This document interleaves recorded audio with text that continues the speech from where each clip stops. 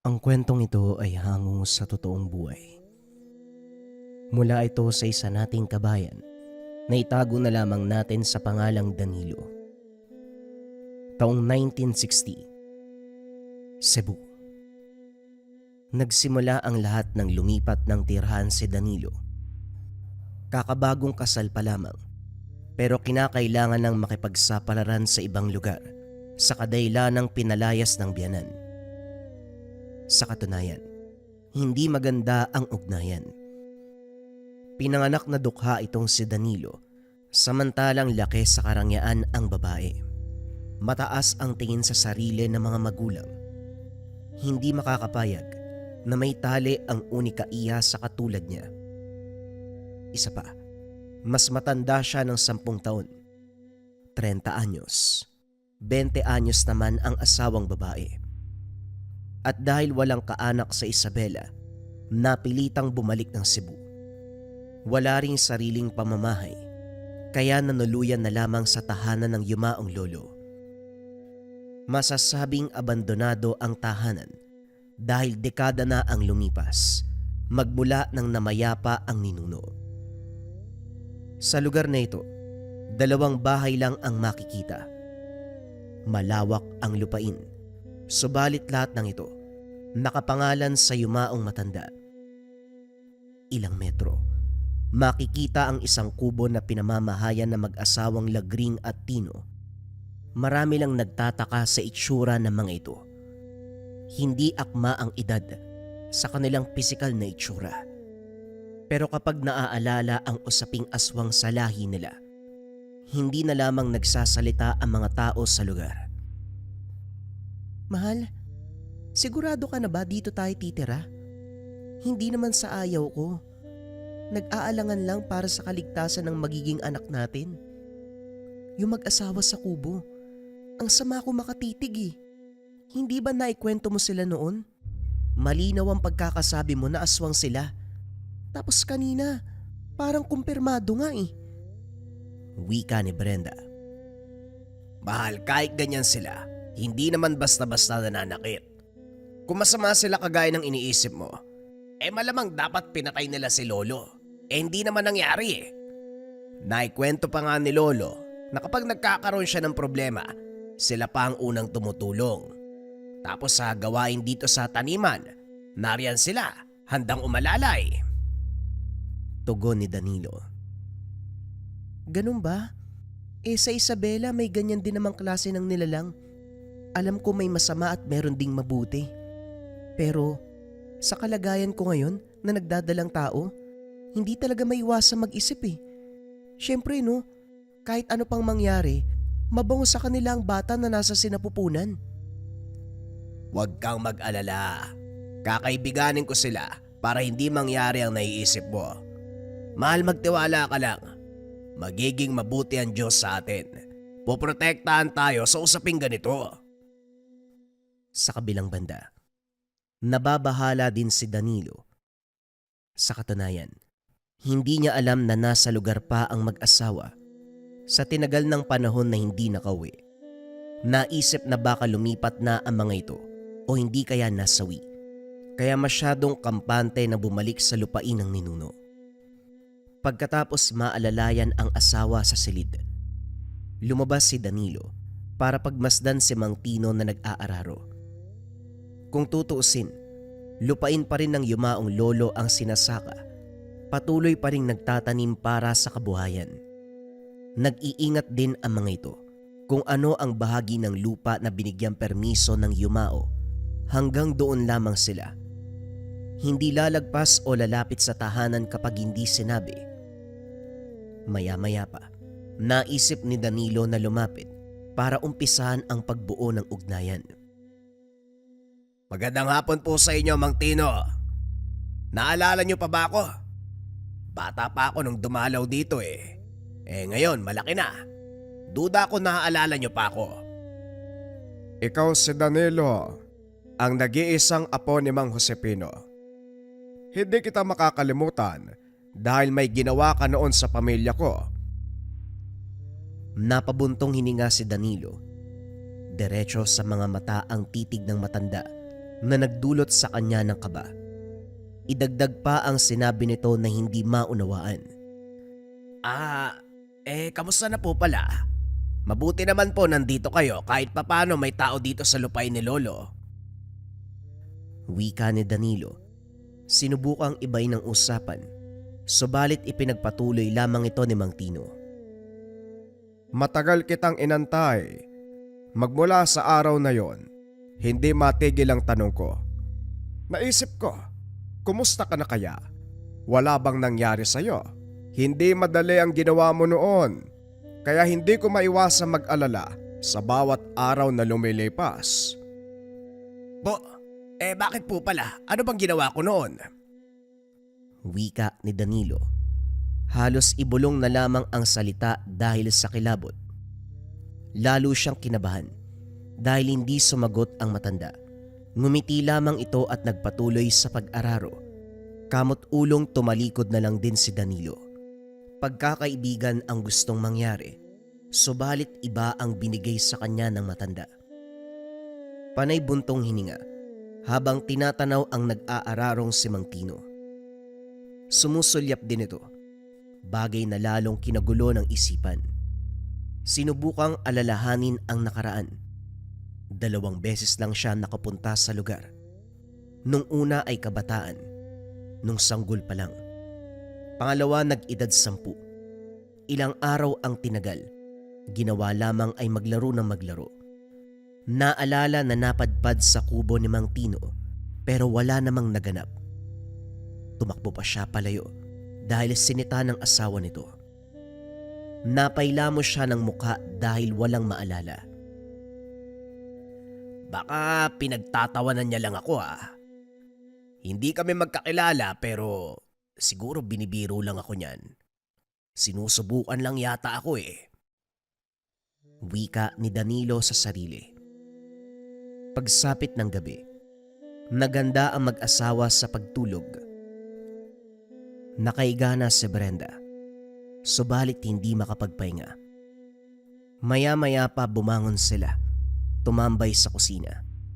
Nakikinig lamang sa takbo ng oras hanggang sa napansin ang kakaibang tunog. Sinubukang baliwalain sa pag-aakalang may naligaw na aso. Kaso nga lang, dahan-dahang nag-iba ang tunog. Malalim na boses na parang atungal. Mahal, parang hindi na to maganda. Nag-iiba yung pakiramdam ko. Hindi kaya aswang yan?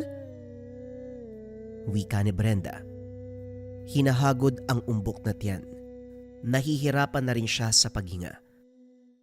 Naging alisto si Danilo. Kumuha ng patalim.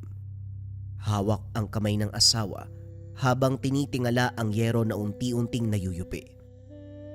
Hindi nagtagal, may tumagos na kuko.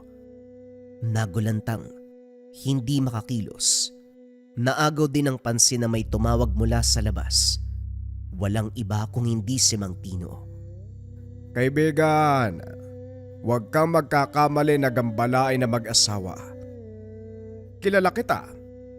Kung ayaw mong ibulgar ko sa mga tao ang pagkakakilanlan mo, mas mabuti pang umalis ka na. Baka hindi ako makapagtimpe. Malakas na pag-angil ang sinagot. Hindi bumaba ang nilang. Muling binantaan si Mang Tino sa kabutiang palad na daan sa usapan. Maya-maya pa napilitan itong umalis. Pero bago yun, binaklas ang yero. Ay pasensya na kayo. Huwag kayo mag-alala. Ako nang bahalang mag-ayos ng nasirang bubong. Bukas na bukas, gagawin ko kaagad. Hindi nakapagsalita si Danilo. Tumango lamang. Naguguluhang nakatitig sa matanda na nagsimulang lumakad palayo. Mahal, kinukutoban na ako Baka asawa lang din niya yun. Sabi ko na nga ba hindi magiging payapa ang buhay natin sa lugar na to. Lumipat na lang kaya tayo.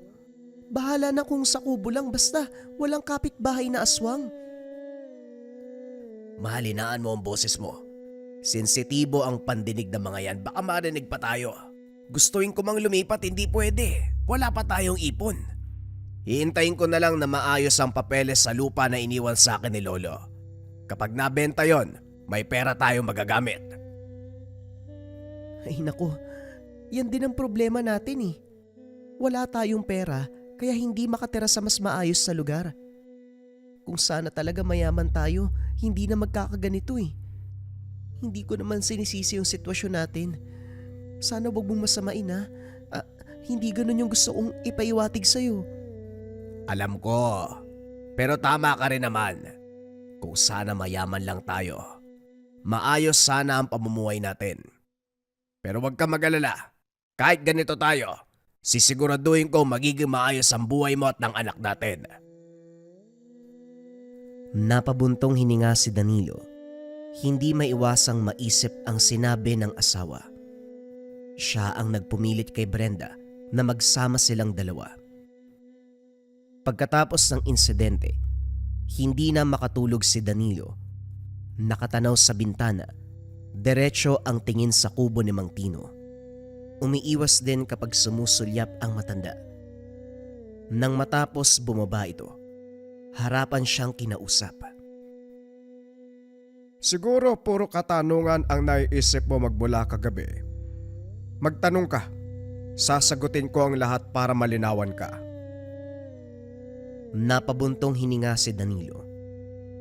Gusto mang magtanong, may parte ng pagkatao na sinasabing wag na lamang.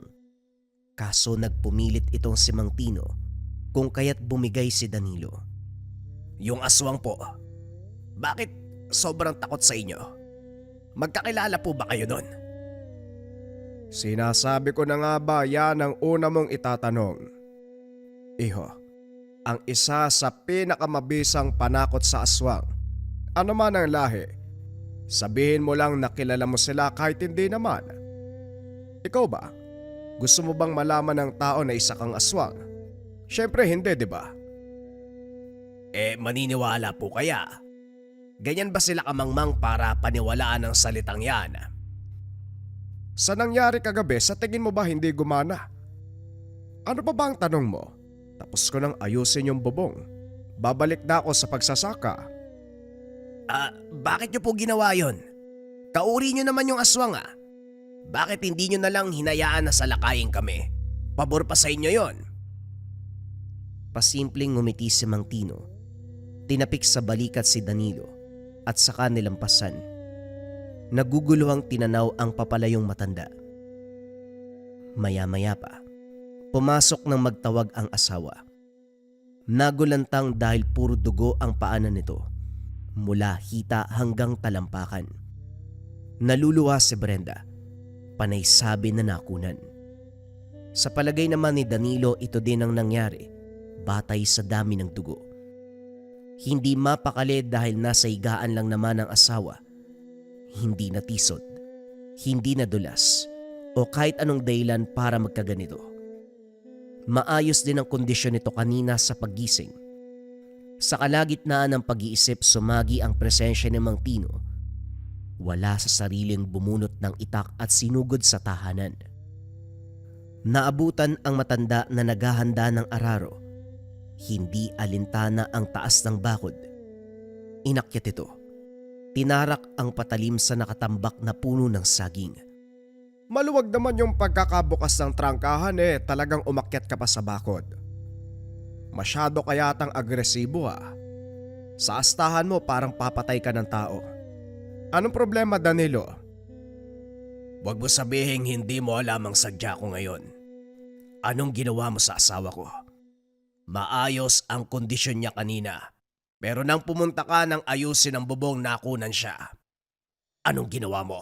Pinatay mo ang anak ko! Maghulos dili ka, Danilo. Naroon ka buong oras ng pagtatrabaho ko. Ni hindi mo inalis ang tingin sa akin. Bukod sa pag-ayos ng bubong, may napansin ka bang kahina-hinalang kilos mula sa akin? Natigilan si Danilo.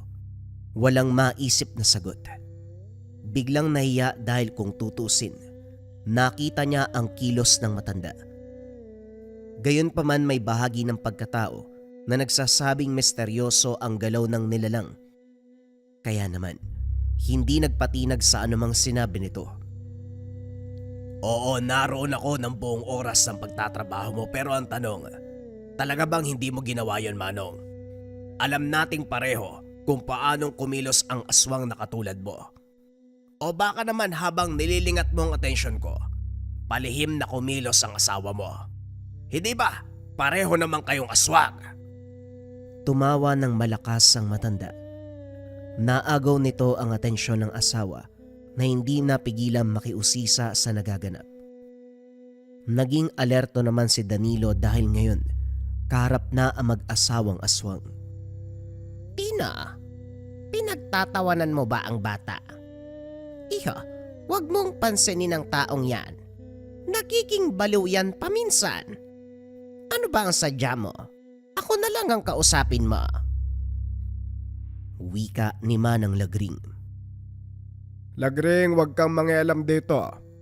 Nagbibiro kasi tong si Danilo kaya naman natatawa ako eh. Hindi naman masyadong seryosang usapan kaya kami na ang bahala. Pumasok ka na uli at magpahinga. Kilala kita. Subukan mong paglaruan ng bisita. Malalagot ka sa akin. Umayos ka. Nang makaalis ang asawa, seryosong tumitig si Mang Tino. Iho, pareho tayo may asawa na gustong alagaan at protektahan. Pakiusap tama na ang paratang. Huwag mong hintayin na umabot sa punto na pareho nating hindi magugustuhan. Sa hindi malamang dahilan, umurong ang dila ni Danilo. Hindi mawari kung ano ang nararamdaman. Subalit sigurado, nauunawaan ang kondisyon ni Manang Lagring. Mabilis lang ang pagharap dito pero naintindihan kagad ang paywatig. Hindi lang ng emosyon kung hindi ng kilos. Bago tumalikod si Mang Tino, humabol ng tanong. Ano po bang meron sa asawa nyo? Bakit parang masyado siyang nangihina? May sakit po ba siya? Ang mabuti pa siguro, balikan mo ang asawa mong si Brenda. Asawa mo nangangailangan ng tulong. Siya ang asikasuhin mo. Dito na bumalik sa ulirat si Danilo. Nagmamadaling bumalik ng tahanan. Nakita ang asawa na wala ng malay. Dali-dali itong kinarga at dinala patungo sa bayan. Walang doktor sa ospital, kaya ang mga nurse na lamang ang umasikaso. Pinauwi rin kaagad ng umayos ang kalagayan. Katahimikan ang namayani pagbalik ng bahay, humagulgol sa nangyari si Brenda. Hindi matanggap ang pagkawala ng anak. Nagdadalamhati din si Danilo, subalit okupado ang isipan sa dahilan ng kaganapan. Maya-maya pa, hindi na kayanan ang pananahimik. Lumabas ng tahanan, piniling alamin ang kilos na mag-asawang Tino at Lagring. Tanaw ang mga ito na masayang nagtutulungan sa pagsasaka. Si Mang Tino ang nag-aararo, samantalang naagaw ang pansin ni Danilo sa asawa nito. Kung kanina maputla, mahina at halos pasuray-suray maglakad, ngayon nagtatanim ng binhi si Manang Lagring. Aktibong-aktibo. Akala mo hindi masama ang kalagayan kanina. Sa puntong ito, iba ang takbo ng pag-iisip. Wala sa sariling lumapit para mang-istorbo. Ilang oras pa lang ang lumipas. Masyado naman yata mabilis ang epekto ng gamot sa inyo. Manang Lagring, ano po ang ininom nyo? Para yung gamot na yon ang bibilihin ko kung sakaling magkasakit kami. Iho, parang ang bastos na ng bibig mo ngayon ah. Hindi porket lupain ito ng lolo mo, basta ka na lamang papasok. Inapakan mo pa ang binhi. Ano bang problema mo? Pag-usapan natin para pareho tayong malinawan. Hindi ganito, susugod ka na lang bigla kung kailan mo gugustuhin. Hindi naman ako susugod kung walang dahilan. Aminin nyo na. Kayo ang dahilan kung bakit nakuna ng misis ko. Ang buhay ng anak ko. Ginamit mong gamot para dyan sa nanghihina mong asawa. Sa puntong ito, hindi na nakapagtimpi si Mang Tino. Naubos na ang pasensya kung kaya't nagmamadaling lumapit. Kaso nga lang, humarang kagad si Manang Lagring. Alam kong alam mo ang tungkol sa pagkatao namin. Pero sana magtira ka ng kaunting respeto. Anong katibayan mo para batuhan kami ng paratang? Sa susunod ka naming kakausapin kapag may dala kang ebidensya. Wika ni Manang Lagring. Pinilit nito ang asawa na umalis. Subalit nagmatigas si Mang Tino at hinarap si Danilo. Hindi kita magawang patulan kahit gustong gusto ko na eh. Marahil siguro dahil ito sa pagpapahalaga ko sa iyo maumong lolo. Malaki ang pagkakautang ko sa kanya dahil sa dinabi-dami ng tao sa lugar na ito, siya lang ang nagkusang tumulong sa amin. Libre lahat. Kubo, lupa, sakahan. Sana naman, huwag mong intayin na masagad ang pasensya ko. Kung alam mo lang kung gaano kitang gustong saktan. Tino, ano ba? Wag mo nang patulan. Hindi sigurado ang bata sa sinasabi niya kaya walang silbi kung papatulan mo. Tigil na. Iho, mag-usap na lang tayo kapag pareho ng kalmado. Hindi tayo magkakaintindihan kung parehong galit. Huwag ka mag-alala. Hindi naman kami tatakbo. Dito lang kami. Kapag handa ka lang makipag-usap uli, kumato ka lang dito. Halika na, Tino. Napailing na lamang si Danilo. Sa galit pa'y sinira ang nakatambak na mais sa tabi. Hindi na kontento. Tinawag si Mang Tino. Naghamon ng naghamon. Subalit walang sumagot. Nang mapagtantong hindi papatol ang mag-asawa, mabigat ang loob na umuwi. Sa bahay pinagpatuloy ang galit. Saka lang kumalma nang mapansin ang asawa. Wala itong emosyon. Nakatitig sa kawalan. Lalong bumigat ang kalooban. Niyakap ang asawa. Nakiramay sa dalamhati nito. Habang nasa ganong sitwasyon, nabulabog sa ingay mula sa labas. Naalerto dahil ito ang kaparehong tunog ng aswang na sumalakay nung unang gabi. Nataranta si Danilo. Gasera't sundang, hindi nakakilos ng lumakas ang tunog. Maya-maya pa nayupi ang yero, sinunda ng sapilitang pagbaklas. Naghalo ang angil at sigawan. Diyos ko, Danilo, ano bang nangyayari? Impyerno ba tong lugar na to? Para oras-oras tayong salakay ng kampo ng demonyo. Ayoko na dito. Lumipat na tayo. Huwag ka maingay. Malalaman yan kung saan tayo nagtatago. Huwag ka mag-alala dahil hindi kita papabayaan. Mahal, sa sitwasyong ganito wala nang silbi ang puro salita. Hindi uubra ang tapang mo kung nasa bibig lang. Nawala na yung anak natin dahil sa pangyayari.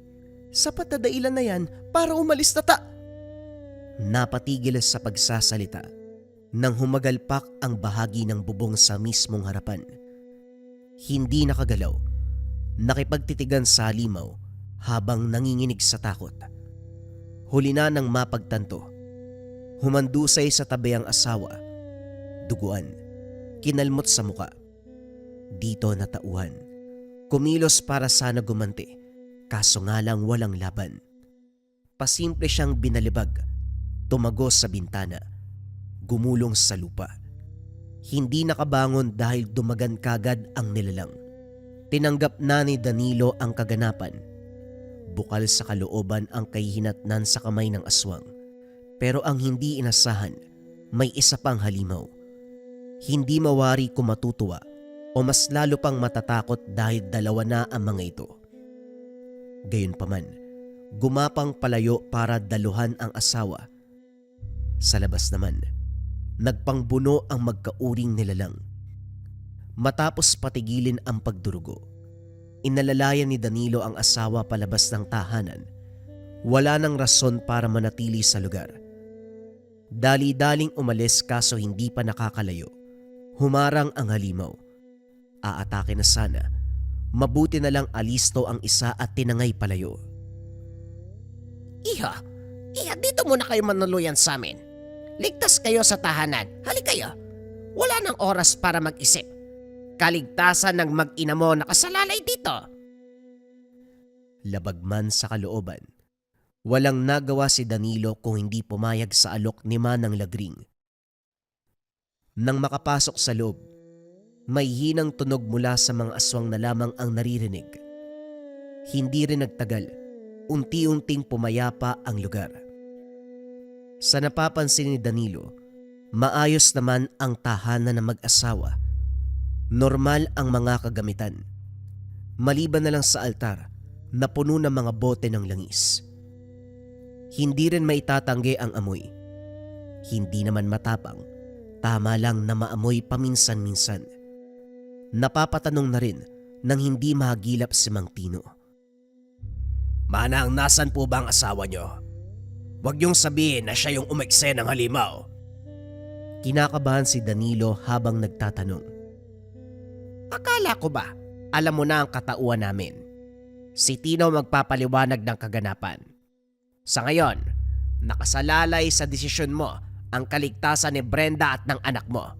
Kung pahihintulutan mo kong gamutin sila, kaya kong isalba ang buhay ng mag-ina. Kung ayaw mo naman, hindi kita pipilitin. Teka, anak ko. Bakit nyo nasabing anak ko? Nauna na nga ang asawa ko. Yan ba ang sinabi ng ospital? Hindi naman ganyan ang nakikita ko. Kumakapit pa sa sinapupunan ang bata. Kung hindi ka magpapasya, baka huli na ang lahat. Naguguluhan man, wala ring nagawa si Danilo kung hindi samang-ayon. Nasa bingit ng kamatayan ang asawa. Ni hindi na ito makaintindi anuman ang sabihin. Nakatitig na lamang. Nasunda ng tingin ang matanda. Naghahanda na mga gamit. Hindi rin maiwasang mag-alala dahil gumamit ng langis at salita na hindi maunawaan.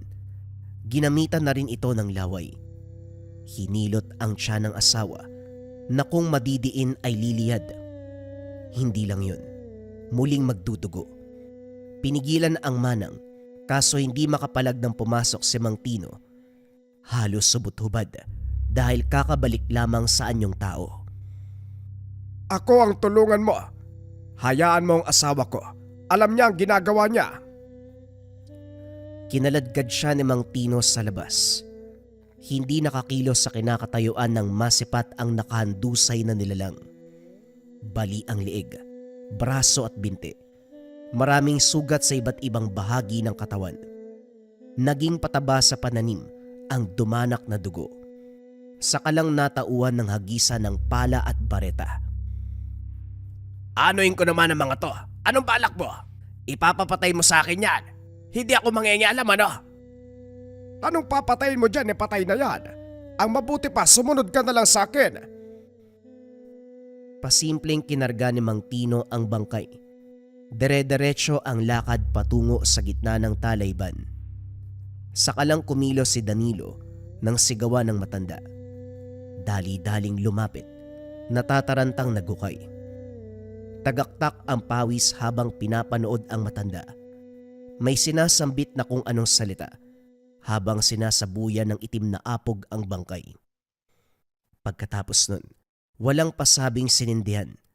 Sumiklab ang apoy, patuloy pa rin sa pagsambit ng mga salita. Dumistansya si Danilo dahil nangangamoy ang katawan. Tahimik sa buong oras. Nanonood lang din si Danilo hanggang sa matapos si Mang Tino. Ilang oras ang ginugol. Hindi rin malaman kung bakit nanatili. Kung tutuusin ay pwedeng umalis dahil hindi naman nakatingin ang matanda. Subalit ito siya. Inaantay ang susunod na sasabihin. Nang matapos si Mang Tino, bumaling sa kanya katulad ng inaasahan. Kapag nakapatay ka ng aswang, wala kang ibang gagawin kung hindi idispatcha ang katawan. Hindi yung iiwan sa malayong lugar o hindi kaya ipapaanod sa ilog. Ang mas mabisang gawin, sirain ang katawan, sunugin. Bakit kamo? Para wala nang takas sa kamatayan. Ang mga aswang kasi may posibilidad na bumalik sa buhay kahit sigurado ka namang tumigil na ito sa paghinga. Misteryoso ang takbo ng aswang kaya mas mainam na makasigurado. Wika nito. Sinimulan ang pagtambak ng lupa sa hukay. Tumulong na rin si Danilo. Bakit parang may nararamdaman ako, ha? Parang nagpapasa kayo ng tungkulin. Kung sakali mang mangyari yon, kung sakali mang mamatay ako, alam mo na kung anong gagawin. Binilisan na lamang ni Danilo ang pagtambak ng lupa. Nang matapos sila, nagmamadaling bumalik ng tahanan. Hindi naabutan ang eksaktong ginawa ni Manang Lagring sa asawa, subalit maayos na ang pakiramdam nito. Nagpapahinga sa kabilang kwarto. Hindi na muna kinausap ang matanda. Alinsunod sa salita ni Mang Tino. Sa napapansin dito, pilit ang ngiti. Nangihina. Papikit na ang mga mata.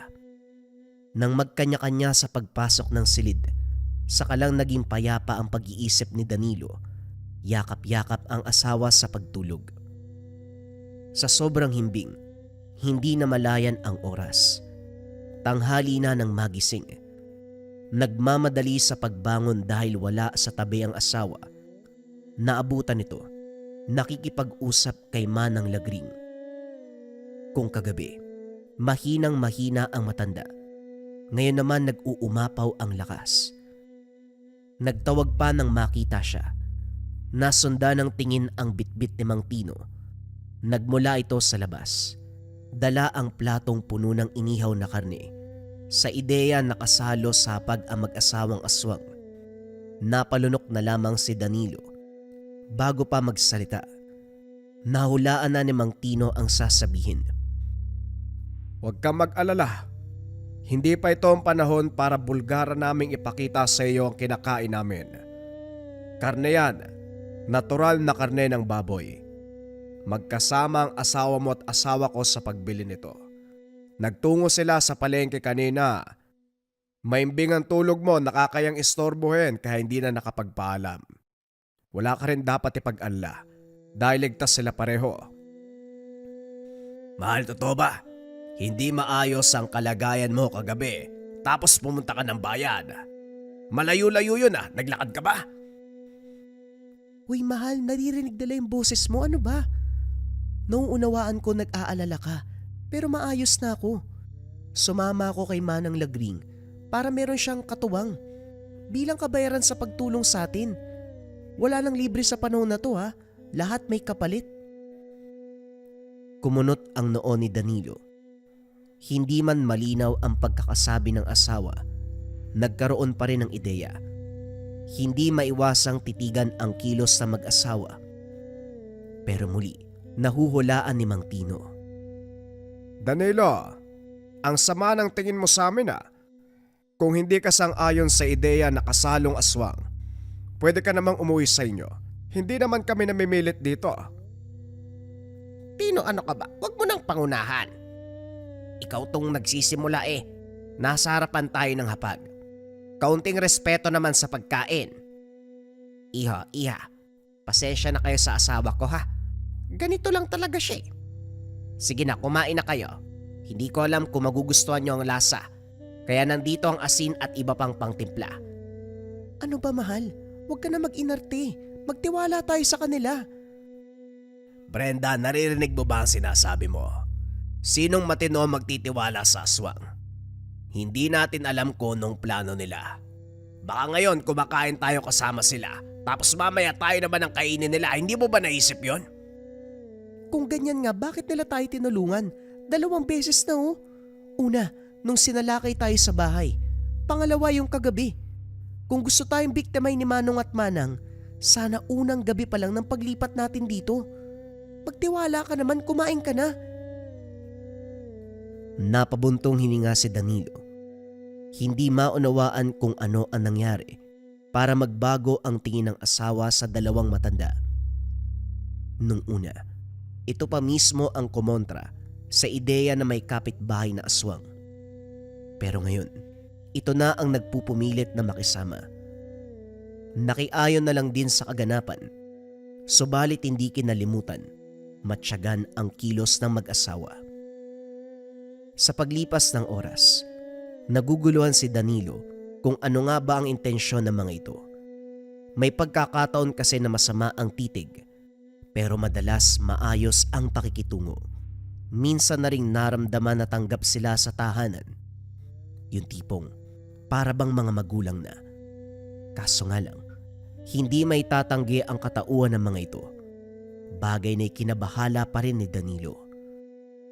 Nang mapansing napapalagay ang loob ng asawa kay Manang Lagring, tinawag ito at pasimpleng sinita. Mahal, parang hindi na maganda ang nakikita ko.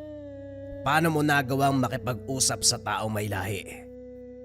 Teka, bakit ba tayo nandito eh? Nandoon lang ang bahay natin. Umuwi na lang tayo.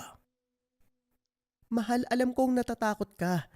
Dahil nandito tayo sa tahanan ng... Alam mo na. Pero gayon pa man, gusto kong sabihin na panahon na para baguhin yung tingin sa kanila. Oo, aswang sila.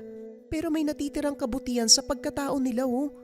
Hindi sila masama katulad ng iniisip mo. Kung makapagsalita ka, parang ako lang ang nag-isip ng masama laban sa kanila. Ganun ka rin naman ah. Anong nangyari ngayon? Bakit biglang nagbago? Anong ginawa nila para maging ganyan ang isipan mo? Umamin ka. May ginawa ba sila? Mahal, kakasabi ko lang.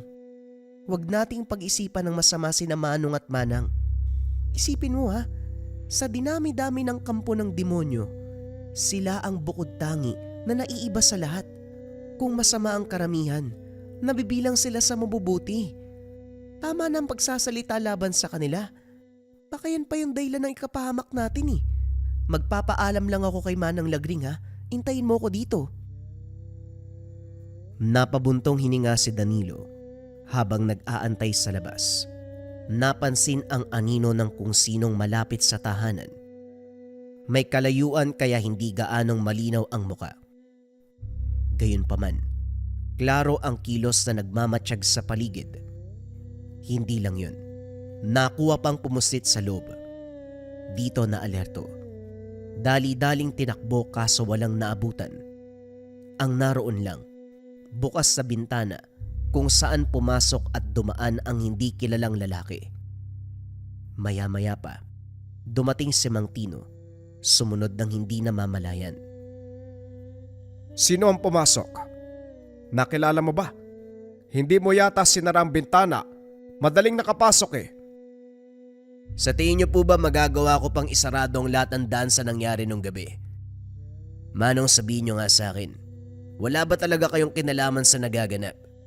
Hindi ako kumbinsido na ang pagsabi ng salitang kilala kita sa aswang ay sapat na upang mataboy sila.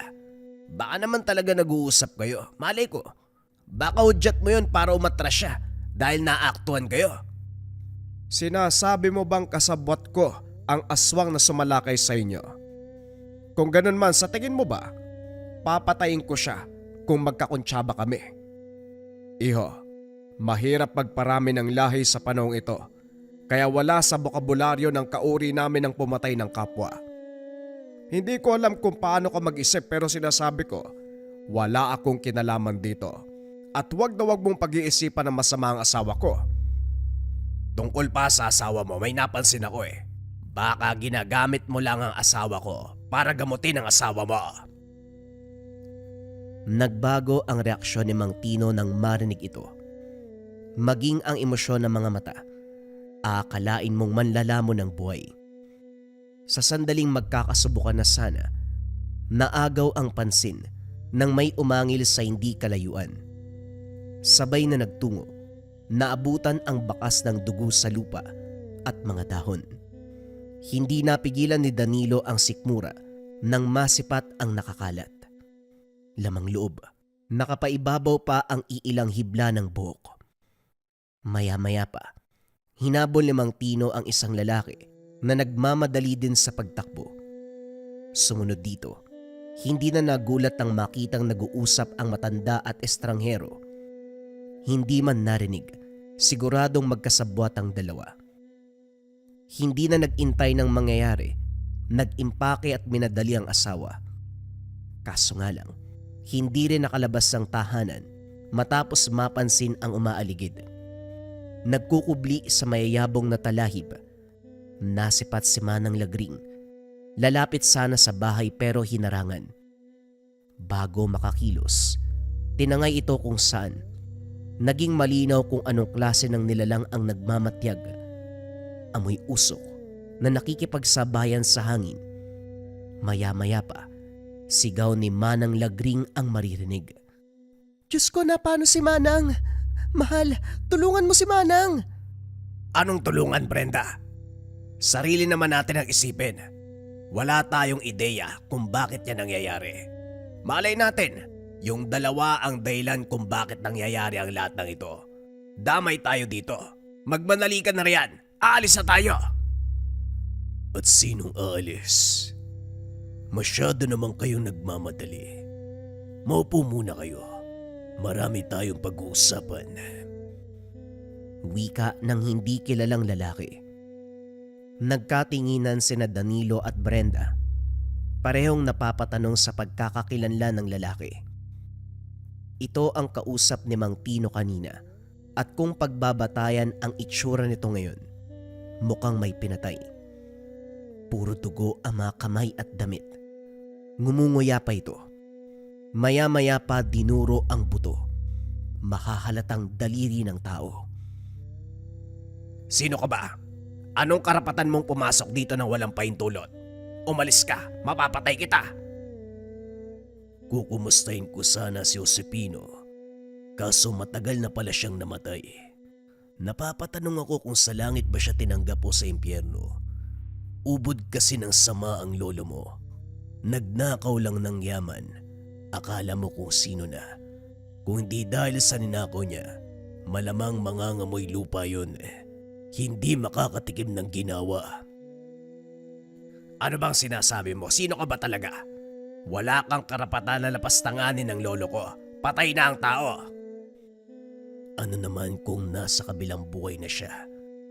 Nandito naman ang sadya ko. O sige, wala nang paligoy-ligoy. Nagmamadali na rin kasi ako eh. Hindi ka pa pinapanganak nung nangyari ang pagnanakaw.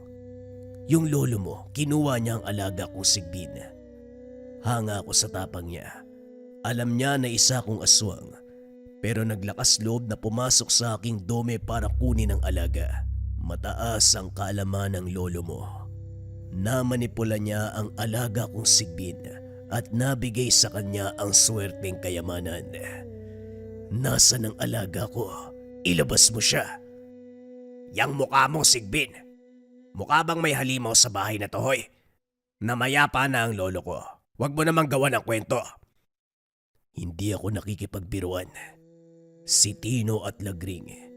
Itanong mo sa mag-asawang yun kung gaano katotoo ang sinabi ko. Kumpirmahin mo sa kanila. Yun nga lang, kung makakausap mo pa sila. Sa puntong ito, sumunod na sila sa lolo mo. Wika ni Roberto. Saka lang nalaman ng pangalan na may tumawag dito. Sa narinig, nakatakas ang mag-asawang Tino at Lagring. Hindi man maayos ang relasyon ni Danilo sa mga ito, umaasang lilitaw ang dalawa upang tulungan sila. Hanggang sa umalingaw-ngaw ang tunog sa labas.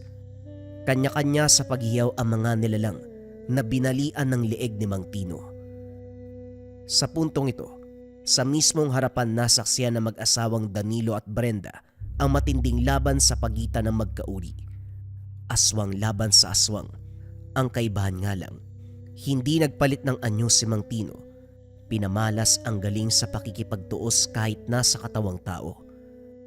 Bawat halimaw na lumalapit ay hindi nakakatagal. Pagkatapos balian ng leeg, titigil na sa paghinga. Si Roberto sa kabilang banda, malalim ang paghinga at nakakuyom ang kamao. Inaantay lang na matapos ang kasalukuyang laban para siya naman ang humarap kay Mang Tino. Gumugol pa ng ilang sandali bago nabigyan ng pagkakataon. Roberto, hindi pa tapos ang pag-uusap natin kanina. Nagmamadali ka naman sa pag-alis eh. Bastos ka. Kahit papano matanda ako ng ilang buwan sa'yo ha. Hindi ko rin inasahan na magpapakita ka pagkatapos sa ginawa mo. Natatandaan mo pa ba? Alin doon? 2 beses na ako napabisita dito. Hindi kabilang ang ngayon. Nung una kayo mag-asawang sinalakay ko, pero dahil sa pag-eksena ng batang to hindi ko nagawa. Pangalawa nang nakaratay na sa banig si Josepino. Sigurado ko nangihinayang ka, Tino. Huli ka na nang mapansin mo, binibiktima ko ang yumao ng oras na yun. Wika ni Roberto. Tunog nagmamalaki sa ginawang kalapastanganan. Habang nag-uusap ang mga ito, dahan-dahan namang inalala ni Danilo ang nakaraan. Ang problema, hindi pa rin matandaan ang nangyari. Napalitan ng galit matapos mapagtanto na si Roberto ang dahilan ng kamatayan ni Lolo Josepino. Nang ibalik ang pansin sa mga ito, nagsimula na ang pagpapalitan ng lakas. Tumilapon pareho sa bakuran matapos magkabanggaan. Walang nagpapatalo, parehong makikitaan ng pagka-agresibo at kagustuang makapatay. Nagmukhang itim na usok na sumasabay sa hangin sa sobrang bilis sa mga kilos. Hindi lang yun, saka na lamang mamamalayan ang pagbagsak kapag may kakalampag. Nalipat ang atensyon ni Danilo nang umaray ang misis. Sa puntong ito, nagdudugo at takot na takot. Nang mapansin ni Mang Tino ang nangyari, sumingit ng salita habang nakikipagtuos.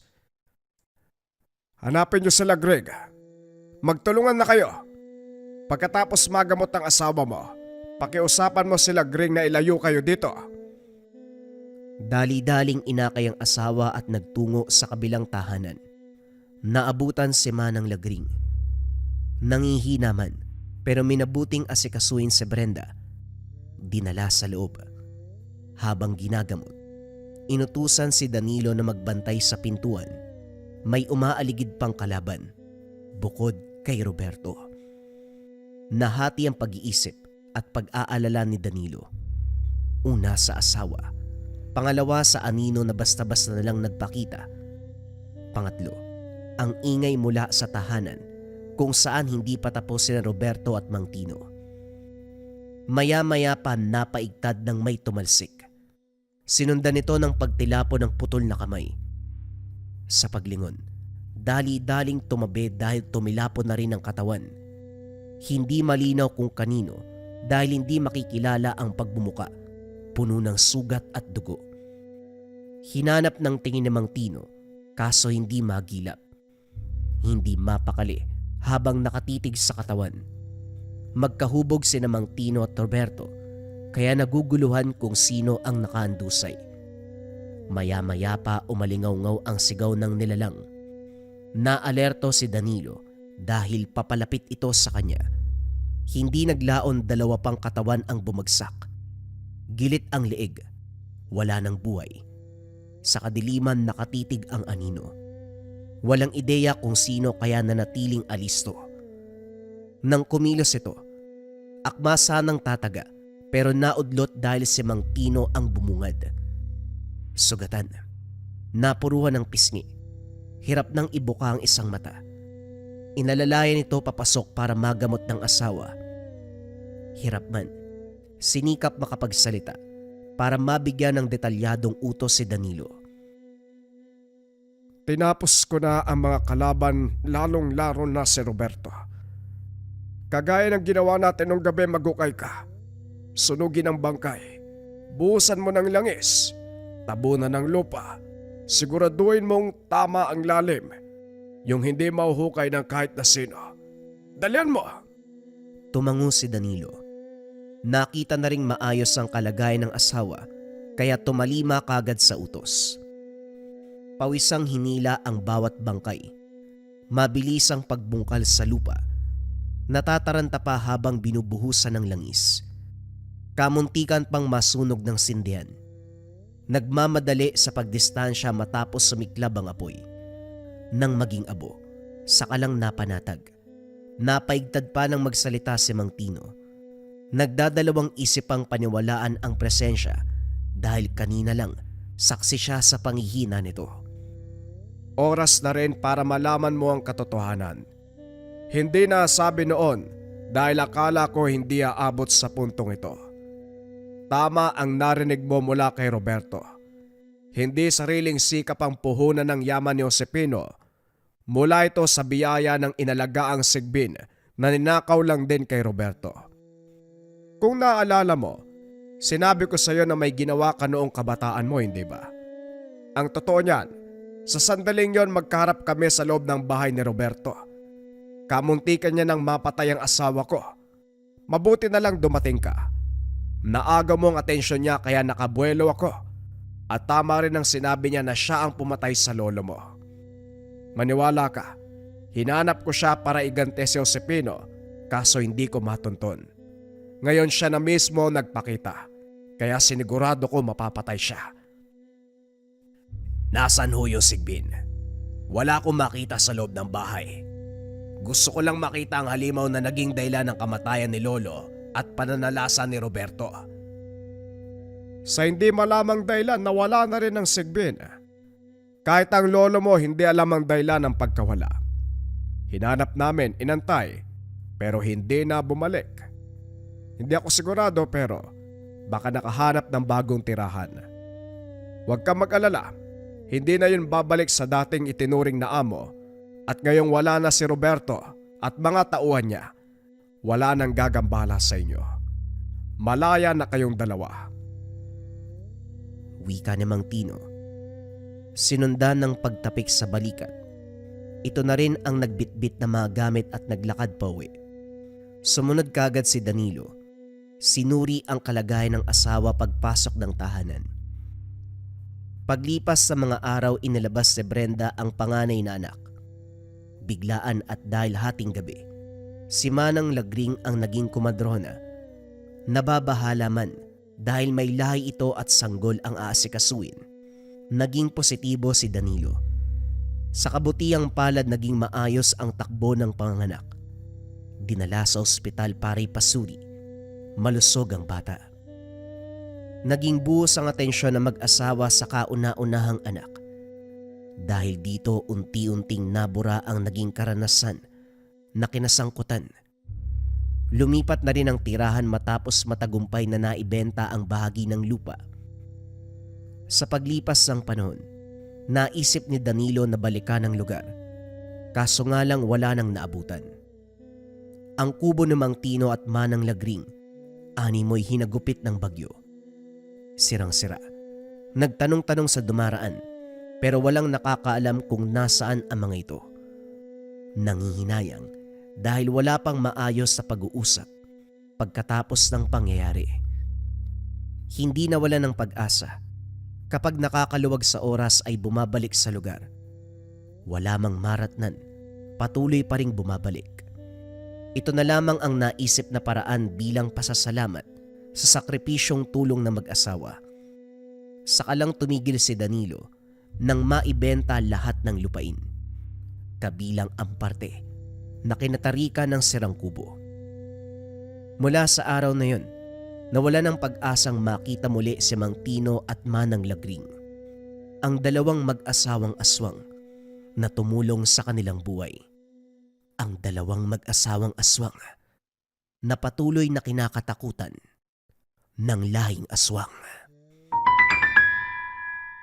Patotoo sa Marahuyo Bracelets. Balik sumpa o rebuelta sa mga mangkukulam, mambabarang, o sa mga taong nagbibigay ng negatibong enerhiya. Maayos na pagtulog sa gabi, na wala na yung mga panggagambala, yung mga bangungot, yung mga pangangati. Ilan lang yan sa mga patotoo ng Marahuyo Bracelet natin mga kabayan. Ito ay depende sa espiritual, kontra kulam, barang, tigalpo, palipadhangin, usog, o kahit anong masamang uri ng sumpa. Nandyan din yung tinatawag nating rebuelta or sumbalik. Kung ano man yung sumpa na ibinigay sa inyo, ibabalik sa taong nagbigay. Marami ng patotoo ang Marahuyo, kitang-kita naman sa reviews natin kabayan. Kung interesado ka sa gamit na ito, kung nangangailangan ka ng kontra sa lahat ng sumpa at negative energy sa 2026, ito na ang tamang pagkakataon para kumuha. Kung interesado ka, i-visit mo lang ang shop ng Lika Merchandise.